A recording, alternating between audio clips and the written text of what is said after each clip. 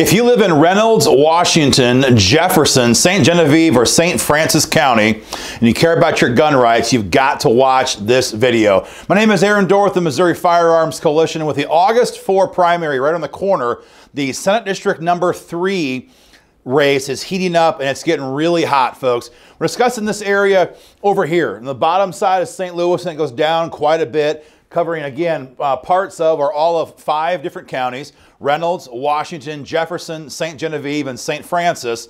And you have 3 candidates who are vying for your attention on the Republican ticket in this race. And the Missouri Firearms Coalition has surveyed all of them to give you the information you have to make an informed decision. First, we had the good news. Joshua Barrett. Joshua Barrett is a 3-time combat vet, U.S. Marine Corps, who surveyed 100% pro-gun with the Missouri Firearms Coalition. And again, these surveys aren't just a token thing they do. When he puts his name on the record, and you can see his survey for yourself right now, beneath this video is the link. When he puts his name on the record, what he's doing is giving you guys the ammo you need to hold him accountable if he betrays you down the road. And so he has said on the record, he will always vote no on red flag gun seizures. He will always vote no on universal background checks or gun registration schemes. He'll always vote no on waiting periods. He'll always vote against attempts to raise the age of when you can buy a firearm. He'll always vote no on any attempt to repeal stand your ground law. And he'll always vote yes, he said in his survey, on SEPA legislation, the Second Amendment Preservation Act, as well as our bill to rid Missouri finally of deadly gun-free zones. So every question we asked Joshua Barrett, he was 100%, 100%. Not so, however, with some of the rest of the candidates, and you're going to see that here right now. Let's jump down to Kent Sissom. Now, Kent is a non-political person, business owner in the district, but Kent is a rather moderate individual from all we're seeing and hearing from our members in the community. And what we do know for a fact is that Kent has refused to sign the Missouri Firearms Coalition candidate questionnaire. And again, what that almost always means is that this is a guy who doesn't want to be held accountable. This is a guy who may intend to go and vote against our gun rights and doesn't want to be on the record breaking his word. So we asked Kent, where do you stand on red flags? He won't answer us. AR-15 ban, he won't answer us. Gun registration, he won't answer us.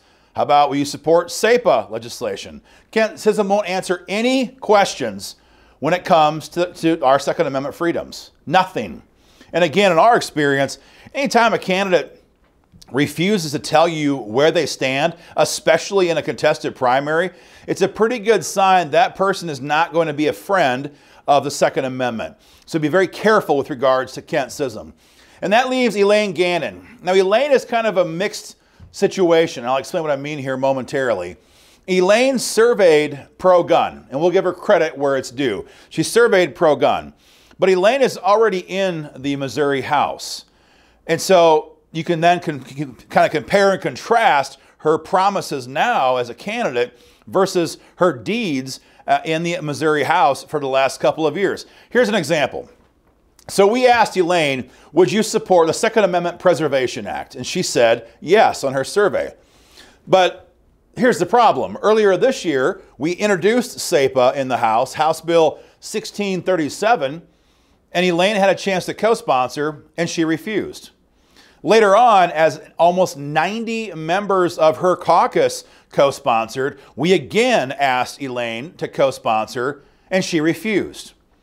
More importantly, though, 881 emails were sent through our online advocacy tool to Elaine's email system. 881 constituent emails, every one of them from her district, from you guys, saying, we want you to co-sponsor SEPA legislation. And again, Elaine refused.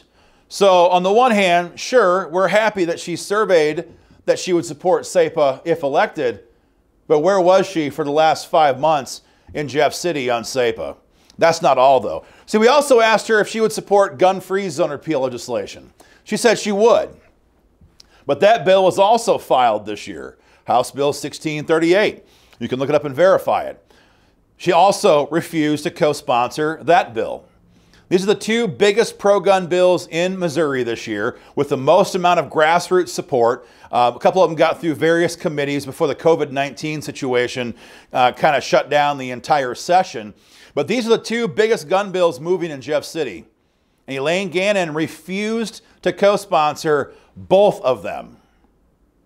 So you're going to have to ask yourself and decide for yourself. We're not going to answer that question for you. Is Elaine Gannon suddenly, super solid on guns?